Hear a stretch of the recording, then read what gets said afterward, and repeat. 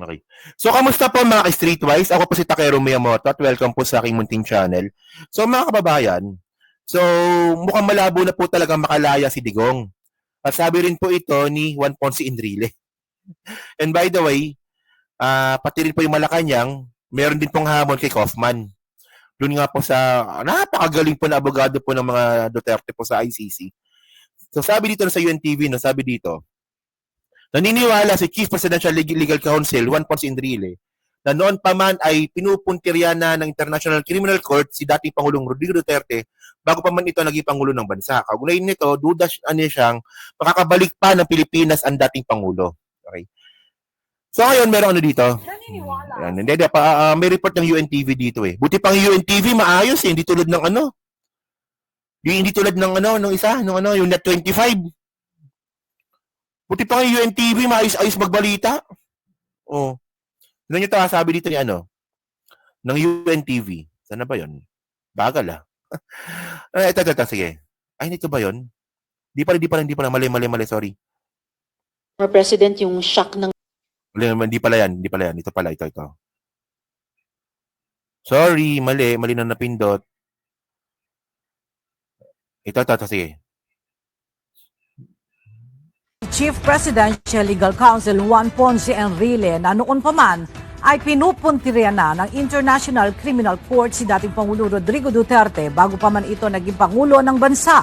Sa kanyang post sa social media, inihalin tulad ni Enrile ang sitwasyon ni Duterte sa iba pang leader ng ibang mga bansa na ginamit ang demokrasya para magkamit ng kapangyarihan at sa huli ay gapiin ito. Ayon kay Enrile, ipinagtataka niya kung bakit hindi naikonsidera ng mga abogado ni Duterte ang magkaroon ng contingency plan o maganda ng legal defense para sa kanya. Sinabi ni Enrile na duda siyang makababalik pa sa Pilipinas ang dating Pangulo.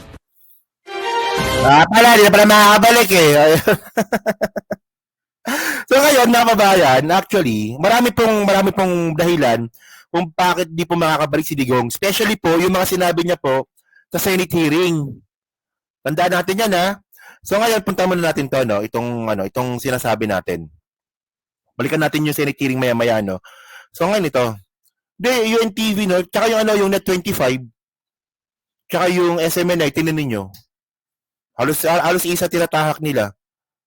O, di ba? O. So sabi dito, no? Sabi ni ni Enrile dito, ano ba yun? Di ba? Ito. Okay, no? You're right. So sabi niya dito, I think FPRRD must have already been an ICC-targeted suspect long before he became a president of the country. Diba? Yung nga lang po kasi wala kasi nagkaso eh. Mga kababayan eh. Ito yung mga tanong dito eh. Bakit hindi nakasuhan si Digong nung siya po ay mayor pa ng Davao? In the first place po mga kababayan, si Duterte po, naging mayor po ng Davao matagal na. Diba? So yung mga patayan po na ginawa po ni Digong, hindi pa po tayo member ng ICC noon. So kaya walang nagkaso. Ito po yung ganyan po kaboboto mga DDS eh. Ganoon naman pala bakit ngayon na kinasuhan si Digong. Oh. Tandaan natin mga kababayan, nakasuhan si Duterte 2017. She minute 25. She minute 25 o nga, no? Maganda yan, ha? Bagong pauso ko yan, she minute 25, no? Tawa ko dun, Diyos, ha? Ito. Tinan ninyo, ha? Sabi ng mga bobong mga DDS, Takero, bakit ngayon lang kinasuhan si Digong kung matagal yung EJK sa Davao pa lang? Una, mga kababayan, nakasuhan pa si Digong 2017. Base po sa patayan from 2016 hanggang 2017, isang taon lang, di ba? So ngayon, tayo po naging miyembro ng ICC 2011. 2011. So anong posisyon ni Digong noon? Vice Mayor. Tama ba? Vice Mayor or Congressman. So hindi sakop ng ICC yun. So napaka-basic, hindi ninyo alam. Well, yung mga patayan po na, monitored lang po siya ng ICC noon, pero, di ba? At least you got my point. Oh. So sabi dito, I think FPRRD must have already been an ICC-targeted suspect long before he became a president of the country. My wonder is why his lawyers seem not to have considered that contingency and prepared the legal defense for him. So bakit di naman daw po di ba? Napagplanuhan. Oh, yung legal team nga po ni Digong. It is something to ponder about. Kasi nga mayabang. Ganun lang mga simple, mayabang kasi. Akala niya kasi siya yung batas. Habang buhay. Okay? So ngayon, tumalupit dito. Sabi ng Malacanang ngayon, kasi mukhang malabo po talaga siya makalaya. Actually, si Ken Garcia nag-trending dun, ha? Sabi ni Ken Garcia nun, kapag si Digong daw po nakauwi ng Pilipinas ngayong taon, papaputol daw siya ng ulo. Sabi niya yun, di ba? So, kaya okay pang UNTV kay Brother Eli po. Sumalangit nawa po si Brother Eli, no? Isa siya sa mga sa mga iniidolo, no? Iniidolo, pero hindi ako naging member ng ng MCGI, naging avid follower lang ako ni Brother Eli, no? So sabi dito, no, Palace to Duterte lawyer, good luck defending ex-president after he admitted the killings. Diba? Sabi ko sa inyo alam niyo mga kababayan, tuwan-tuwa po yung mga DDS. Dito po kay Kaufman. Tuwing si Kaufman po nagsasalita, ang mga DDS tuwan-tuwa. Sinishare pa nga yung mga video ni Kaufman Siyempre mga kababayan, ikaw ba naman, million of dollars ang sweldo sa'yo, hindi ka mangangako na palalayaan mo si Digong? Hello po kay Mona Luis, maraming salamat. Di ba? Ikaw ba naman pasweldoin ka ba naman ni Sara? Ng million of dollars. Hindi ka mangangako na si Digong palalayain ko? Siyempre, gagawin mo yan. Abogado mo yan Oh. Pati pala yung wish. Kaya no? Okay, gets ko na. So ngayon, ang problema ngayon dito ni Kaufman, ito. Umaamin kasi si Digong. Ganyan po siya kayabang. So ngayon, kung yung tanong nga po ni Enrile kung bakit walang legal team si Digong, hindi siya nakapagplano, kasi nga po, mayabang nga po si Digong. Ayun po yung point doon. So, Malacanang on Tuesday warned Attorney Nicholas Kaufman that he might have a hard time defending his client, ex-President Rodrigo Duterte, because Duterte's admission related to his violent war on illegal drugs. Di ba? May pag-amin po kasi. So, may video ata dito Videoin na lang natin para maano tayo. Para after ko dito, lipat tayo kay Insan Mike, no? Okay, so tinan nyo to. Saan na ba yun? Ito, tinan nyo to, Ito ba yun? Hinahanap po yung video ni Attorney Clear. Ay, wala na pala, wala. Wala pala, no? So, basahin ko na lang pala. Wala pala yung video ni Attorney Clear. Basahin ko na lang. Okay. So, balikan natin. So, sabi nga po ni Attorney Clear, hindi ko pala na-save. He is presenting the suspect from President Duterte who admitted his acts of killing, so he will definitely face some difficulties in defending his client if regarding the admission he made by his client. Sabi ito ni Attorney Claire. She went on, but we wish him all the luck because still we have to presume that the suspect is still innocent until proven guilty. So gusto lang dito sabihin ni Attorney Claire at ng Malacanang, di ba? Na malabo talaga makauwi si Digong kasi po, si Digong mismo umaamin na pumatay siya ng tao. At ngayon, paano ito pagtatanggol po ni Kaufman? Di ba? So parang ito, no? Ito yung isang example. Actually, maraming video niyan Pero ito yung isa sa mga example Papanoorin nyo to. Ng former president yung shock ng lahat. Bakit sir, yan ba ang trabaho ng pulis? Na pumatay ng mga suspected criminals? Sir, yung mic nyo. Pag dumaban. Bakit Iba po yung pagka-express kasi kanina, so I had to clarify. Salamat, SP Pro Tempore. Salamat, Mr. Chair. No. Hindi yan ang tanong Tandaan nyo under oath ito under oath ito. ko. Talagang napaka hindi magandang impression po ng mga statements kanina. Kaya I appreciate the candor of Yusek Kuy at pati kanina ni General Danao. Look, ma'am, about it. may I Salamat tayo, interrupt Mr. Chair. you? I'm done, Mr. Chair. for now. Kindly. Itong mga to, ma'am, galing ito ng mga sa Academy PMA. Hindi ito mga bobo. Hindi rin ito papayag na utusan mo ng illegal.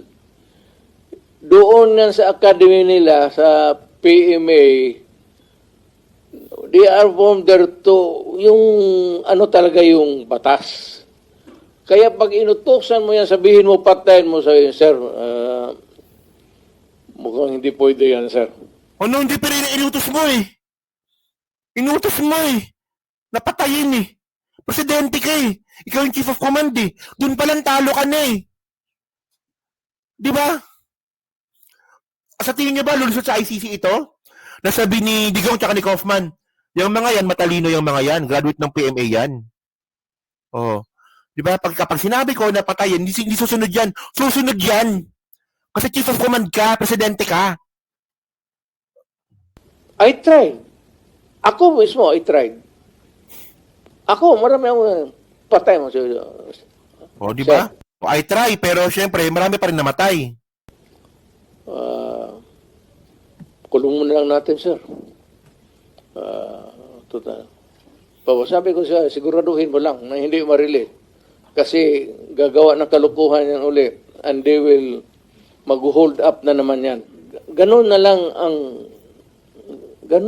ang sadness ko sa trabaho ko. Thank you. Kaya hindi ko lang sinabi ko yan kasi hindi ko lang sila mautusan ng gano'n na gaya ng sinabi ko, grape ng bata yung pinatay, patayin mo.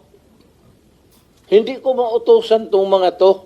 O, so umamin ka nga na inutusan mo, di ba? Sabi ko, karamihan sila PMA, hindi maniwala yan ang ganon. Sabi man, sir, mahirap yan. Kulungin na lang natin, sir. Walang dumaan yan sila sa... There was... Totoo yan. Ito. Tama sinabi nito eh. Oh, opinion ko lang, kaya umamin si Digong sa mga hearings para dito siya masampahan ng kaso at makaligtas sa ICC. O, di ba? Actually, pagkatapos nga ng hearing na to, ang sabi nga po ng mga kampo ni Duterte, kasuhan nyo. Di ba? Ayun eh. Ayun nga lang, hindi naman uto-uto sa Trillanes eh. Never a time na sinabi ko, patayin ninyo yan. Minsan yung harap-harapan sa crime scene, nakita ko yung bata, 3 years old, rape patay, tapos nandoon yung tiyuhin. O sinabi ko, patayin mo. Out of outrage. In the moment of outrage. Tuwing kailan ka nawawala ng outrage, parang 24/7 na. Alam ko po na matatalino mga taga-Philippine Military Academy. Hindi po yan ang issue. Ang kinaklarify ko po ay kanina sinabi nyo na in-encourage nyo ang PNP na i-encourage yung suspect na lumaban Yan. Yes. para mapatay, para Yes. masabing nanlaban. Yan, umamin. O, Kaufman, paano mo pagtatanggol si Digong dito? Umamin, encourage na naman laban. So, opening po yun mga kababayan na pag may nahuli, encourage nyo maglaban. O, di ba? Kahit na hindi nanlaban, encourage nyo yung manlaban, lalabasin po natin na nanlaban. O, di ba?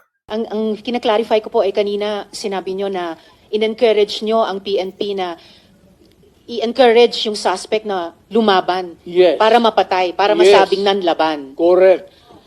Correct. Para Ito sa very ma-minimize. incorrect. Correct, yes. Very incorrect po, Yes. I may say as a It's not, civilian, sa professional police. It Salamat depends kayo, on, Mr. Chair. ano na natin yan, ma'am. That's your view, that. Ma'am. It's not my Hindi view ka only, Mr. Chair. dumaan Thank you for hindi ka putting it on dumaan record. from Oh, Camillo. sabit siya kay Risa, di ba? Ako, di ba, nung eleksyon, ano tayo, BBM tayo nun. Pero di ko na sinasabi po sa inyo, binoto ko si Risa. O, di ba? So, ngayon, na-point natin dito, no? Paano ngayon ipagtatanggol ni Kaufman na umamin si Duterte na encourage naman laban ng ang mga suspect para patayin? Ang tandaan po natin, under oath po ito. Under oath ito. Ano, magre-recant ka, ganon. Oh. Ngayon, ang testigo laban kay Duterte, siya mismo. Siya mismo, di ba? So, yun mga kababayan, no? So, kayo po, ano pong masabi nyo nga po dito sa topic ngayon natin dito?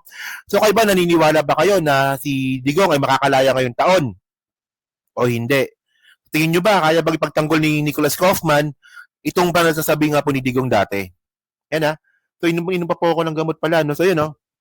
So, pa-comment lang po sa baba at binabasa ko pong lahat yan. At syempre, dyan po sa Team Replay, pa-like, pa-subscribe, at di naman kalabisan, pa-share na rin po ng video po na to. So, thank you mga kababayan. Maraming salamat sa inyo lahat. Kita na lang ulit tayo sa susunod nating content.